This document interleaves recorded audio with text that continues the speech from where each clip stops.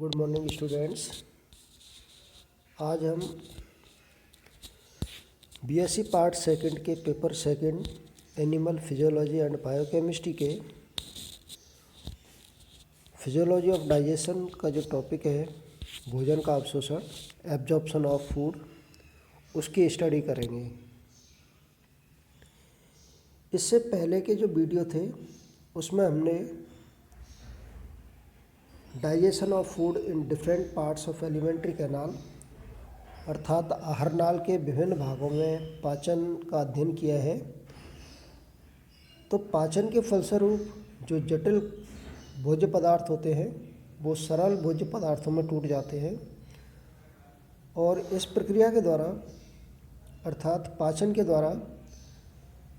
जो कार्बोहाइड्रेट्स होती हैं वो मोनोसैकेराइड्स यूनिट्स में, प्रोटीन्स जो होती हैं वो अमीनो अम्ल में, वसा जो होते हैं वो बसीय अम्ल ग्लिसरॉल, मोनो एवं डाइग्लिसराइड्स में टूट जाते हैं और इस प्रकार से पाचन के फलस्वरूप जो जटिल खाद्य पदार्थ होता है वो सरल अवशोषण योग्य खाद्य पदार्थ में परिवर्तित हो जाता है। इस प्रकार आहार नाल के विभिन्न भागों में पाचन के पश्चात जटिल भोज्य पदार्थ इस रूप में आ जाते हैं कि वो आहार नाल के द्वारा और मुख्य रूप से छोटी आंत्र के द्वारा उसकी आंतरिक जो सतह है उसकी झिल्ली से विसरित होकर रक्त एवं लसिका में पहुंच जाते हैं। इस प्रक्रिया को भोजन का अवशोषण कहा जाता है। अब भोजन के अवशोषण की जो प्रक्रिया है वो सामान्यतः मुख गुहा एवं ग्रासनाल में कोई अवशोषण नहीं होता है। केवल कुछ दवाइयाँ जो होती हैं वो ही इस भाग के द्वारा इन भागों के द्वारा अवशोषित हो सकती हैं। आमाशय में भी अवशोषण जो है स्टोमक में वो भी काफ़ी सीमित मात्रा में होता है अर्थात काफ़ी कम होता है और केवल ग्लूकोज है, जल है, अल्कोहल है, इनका ही सीमित मात्रा में अवशोषण किया जाता है। सर्वाधिक जो अवशोषण है लगभग पचित भोजन का 90% तक जो भाग अवशोषित किया जाता है वो छोटी आंत्र की सतह से अवशोषित किया जाता है और जो छोटी आंत्र की जो आंतरिक सतह है उस पर जो श्लेष्मा के वृत्ताकार फलन, वृत्ताकार बलन और रसांकुर जो पाए जाते हैं विलाई, उनके द्वारा क्या होता है अवशोषण का जो क्षेत्रफल होता है वो काफ़ी बढ़ जाता है। इसके साथ साथ जो बिलाई की जो एपिथेलियल सेल्स होती हैं, जो उपकला कोशिका होती हैं बिलाई की, उस पर अनेक माइक्रोबिलाई पाए जाते हैं और इनके कारण भी क्या होता है कि अवशोषण का जो क्षेत्रफल है वो क्या होगा कई गुना बढ़ जाएगा। जैसे अपन इस डायग्राम में देखें, यहाँ पर बिलाई का डायग्राम दिया हुआ है तो इसमें जो है जैसे इस प्रकार के ये जो अपन देखें इसमें एक विलस की स्ट्रक्चर देखें तो ये जो है ये अपन को एक विलस की स्ट्रक्चर दिखाई दे रही है ये वाली, और ये इसमें जो आप देख रहे हो ये जो है ये एपिथेलियल सेल्स है और एपिथेलियल सेल्स की जो सतह है उस पर छोटे छोटे हेयर लाइक प्रोजेक्शंस पाए जाते हैं जिनको क्या माइक्रोबिलाई कहा जाता है। तो ये तो जो पूरा बिलाई है एक को सिंगल को विलस बोलेंगे, जैसे ये जो है ये बिलाई है और इनकी जो एपिथेलियल जो सेल्स हैं जैसे ये वाली, तो यहाँ जो एपिथेलियल सेल्स की जो सतह है यहाँ पर जो पाए जाएंगे जो मतलब हेयर लाइक प्रोजेक्शंस होंगे जिनको क्या बोला जाएगा माइक्रोबिलाई बोला जाएगा। अब इसके अंदर क्या है, इस बिलाई के अंदर जैसे ये जो आप देख रहे हो जैसे ये इसके अंदर क्या है ब्लड कैपिलरीज का नेट होता है और इसके अंदर रक्त केशिकाओं का जाल पाया जाता है और जो रक्त केशिकाओं का जाल होता है उसमें दोनों ही मतलब वेन्यूल्स भी होती हैं, आर्टेरियल्स भी होती हैं और इसके लगभग बीच में क्या होती है लैक्टियल्स होती है। जैसे ये जो है ये लैक्टियल्स है ये वाली। जैसे जब अपन अवशोषण की बात करेंगे ये बीच में जो है ये आप देख रहे हो, ये नीले कलर की जो है ये वेन्यूल्स हैं, और जो रेड कलर की देख रहे हो ये क्या आर्टीरियोल्स है। तो जो कैपिलरीज का नेट है उसमें वेन्यूल्स भी हैं, आर्टीरियोल्स भी हैं, और इसके जो बीच में है वो बीच में जो है वो क्या लैक्टियल्स है। तो जब जैसे अवशोषण जो होता है, तो अवशोषण में जैसे जो कार्बोहाइड्रेट्स हैं जिनके अंतिम जो उत्पाद है मोनोसैकेराइड्स हैं, वो मोनोसैकेराइड्स और प्रोटीन्स जिनके जो डाइजेशन के एंड प्रोडक्ट जो हैं वो अमीनो एसिड्स होते हैं। तो मोनोसैकेराइड और अमीनो एसिड्स जो हैं वो सीधे अवशोषित होकर के मतलब किस में आ जाएंगे, इन ब्लड कैपिलरीज के अंदर, जो ब्लड है उसके अंदर अवशोषित होकर के आ जाएंगे। जबकि जो फैट्स डाइजेशन के जो एंड प्रोडक्ट्स हैं जैसे फैटी एसिड्स है, ग्लिसरॉल्स हैं, मोनोग्लिसराइड्स हैं, डाइग्लिसराइड्स हैं, उनका जो एब्जॉर्प्शन है वो सीधा ब्लड में नहीं होता है। उनका जो अवशोषण है वो किस में होता है, ये जो आपको दिख रही है वाइट दूधिया कलर की, इसको बोलते हैं लैक्टियल्स। इस लैक्टियल जो वेसल्स है इससे होता है। और लैक्टियल वेसल्स में जब ये फैट्स जो प्रोडक्ट है एंड प्रोडक्ट जब ये अवशोषित होकर के भर जाते हैं, तो इस लैक्टियल वेसल्स का जो कलर है वो कैसा हो जाता है, दूधिया कलर का हो जाता है, जैसा कि इसमें अपन को दिखाई भी दे रहा है। तो इस प्रकार से जो है जो अवशोषण है वो मुख्य रूप से जैसे जो कार्बोहाइड्रेट्स के एंड प्रोडक्ट्स हैं मोनोसैकेराइड्स हैं, और प्रोटीन्स के जो एंड प्रोडक्ट्स हैं डाइजेशन के फलस्वरूप जो बनते हैं अमीनो एसिड्स हैं, इनका जो एब्जॉर्प्शन है वो बिलाई के द्वारा सीधा होगा, और सीधे ये किस में चले जाएंगे, एब्जॉर्ब होकर के ब्लड के अंदर आ जाएंगे।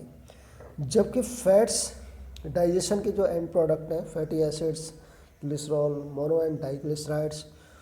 वो सीधे ब्लड में नहीं आते। उनका जो एब्जॉर्प्शन है वो किसके द्वारा होता है, लैक्टियल वेसल्स के द्वारा होता है। इसे इसके बाद अपन इसको आगे चलें तो देखें इसमें कि जैसे अमीनो अम्ल हैं, सरल पेप्टाइड हैं, ग्लूकोज हैं, ये आसानी से अवशोषित होकर कहाँ पर पहुँच जाते हैं, रक्त में पहुँच जाते हैं। जबकि बसी अम्ल, ग्लिसरॉल, मोनो एवं डाइग्लिसराइड का अवशोषण सीधा रक्त में न होकर लैक्टियल वेसल से होता है। इसके बाद जैसे विटामिन्स की बात की जाए तो अधिकांश जो विटामिन्स हैं B12 को छोड़ करके छोटी आंत्र की सतह से आसानी से अवशोषित हो जाती हैं। विटामिन B12 के अवशोषण के लिए जैसे अपन ने पहले पढ़ा है कि जो गैस्ट्रिक ग्लैंड्स होती हैं उन गैस्ट्रिक ग्लैंड्स के द्वारा एक इंट्रिंसिक फैक्टर सीक्रेट किया जाता है, और उस इंट्रिंसिक फैक्टर का जो है फैक्टर्स का जो है वो डाइजेशन में तो कोई इम्पोर्टेंट रोल नहीं होता, लेकिन वो विटामिन B12 के अवशोषण में क्या होती हैं, मतलब हेल्प करते हैं। मतलब उससे जो विटामिन B12 है उससे कॉन्जुगेटेड हो जाते हैं और उसका एब्जॉर्प्शन करने में हेल्प कर देते हैं, और उसके बाद फिर उससे क्या होते हैं, जो विटामिन B12 है उससे इंट्रिंसिक फैक्टर क्या हो जाएंगे, फ्री हो जाएंगे। तो इस प्रकार से जो इंट्रिंसिक फैक्टर्स हैं जो कि गैस्ट्रिक ग्लैंड के द्वारा सीक्रेट किए जाते हैं, वो इंट्रिंसिक फैक्टर्स क्या करते हैं कि विटामिन B12 है उसके एब्जॉर्प्शन में हेल्प करते हैं। बाकी जो विटामिन B12 को छोड़ करके जितनी भी विटामिन्स हैं, चाहे वो वाटर सॉल्युबल विटामिन्स हो या फैट सॉल्युबल विटामिन्स हो, वो स्मॉल इंटेस्टाइन की जो सतह से आसानी से क्या हो जाते हैं, अवशोषित हो जाते हैं। इसके बाद जैसे आगे देखें कि जैसे मैक्सिमम जो अपन पहले ही कह चुके हैं कि लगभग 90% जो एब्जॉर्प्शन है वो कहाँ से हो रहा है, स्मॉल इंटेस्टाइन की सरफेस से हो रहा है। और इसका कारण ये भी है कि जो बलन और जो विलाई पाए जा रहे हैं उसके कारण क्या होता है कि स्मॉल इंटेस्टाइन का जो अवशोषण का क्षेत्रफल है वो कई गुना बढ़ जाता है। तो इसके बाद जैसे आगे चलें कि जैसे बड़ी आंत्र लार्ज इंटेस्टाइन है, उसकी जो सतह है उसके द्वारा किसी भी भोज्य पदार्थ का अवशोषण नहीं किया जाएगा, केवल जल का अवशोषण किया जाता है, और कुछ मात्रा में जैसे दवाइयाँ हैं, खनिज लवण हैं, उनका भी काफ़ी सीमित अवशोषण किया जाता है। तो इस प्रकार से जो मतलब कुल मिलाकर के जो अवशोषण की जो प्रक्रिया है वो मुख्य रूप से कहाँ पर होती है, स्मॉल इंटेस्टाइन में होती है। तो इस प्रकार से ये जो पूरा टॉपिक है इसमें भोजन का अवशोषण अपन ने देखा कि एब्जॉर्प्शन जो फूड है, दूसरा एब्जॉर्प्शन ऑफ फूड की आवश्यकता क्या होती है। तो इसकी आवश्यकता ये है कि जो प्राणी जो है जैसे भोजन लेता है तो भोजन लेने के बाद जो भोजन होता है वो सीधे ही अवशोषण योग्य नहीं होता है, उसको पाचन के द्वारा अवशोषण योग्य करने में बदल लिया जाता है। फिर उसका क्या अवशोषण किया जाता है जिससे वो सीधा जो मतलब पचित जो भोजन है वो या तो ब्लड में आ जाता है या लिम्फ में आ जाता है, लसिका में आ जाता है। और वहाँ से फिर क्या है कि जो पचित भोजन है उसको क्या कोशिकाओं को वितरित कर दिया जाएगा, जिसको अपन ने एक नई प्रक्रिया कहते हैं उसको एसिमिलेशन ऑफ फूड। तो एसिमिलेशन ऑफ फूड के द्वारा जो पचित भोजन है जो कि ब्लड और लिम्फ में आया है उसको क्या है फिर सेल्स को डिस्ट्रीब्यूट कर दिया जाएगा और वहाँ पर सेल्स में फिर उसका क्या होगा, ऑक्सीडेशन होगा, ऑक्सीकरण होगा और उस ऑक्सीकरण के फलस्वरूप क्या होगी, ऊर्जा उत्पन्न होगी। और वह ऊर्जा जो है वो जीवों के लिए क्या होती है, जो जैविक क्रिया है उनको संपन्न करने के लिए आवश्यक होती है। तो इस प्रकार से ये जो जितनी भी प्रक्रिया हैं जो जैसे इंजेक्शन है, डाइजेशन है या फिर एब्जॉर्प्शन है, एसिमिलेशन है, ये काफ़ी इम्पोर्टेंट है। और सबसे फिर लास्ट में जो होता है कि जैसे जो अनडाइजेस्टेड फूड मटेरियल होता है उसको फिर एक प्रक्रिया होती है जिसको अपन ने पहले भी डिस्कस किया, इजेशन। उसके द्वारा जो अनडाइजेस्टेड फूड मटेरियल है in case of human being fishes के रूप में होता है और उसको इजेशन प्रक्रिया द्वारा बॉडी से थ्रू एनएस के क्या बाहर निकाल दिया जाता है। तो ये फिजियोलॉजी ऑफ डाइजेशन वाला जो चैप्टर है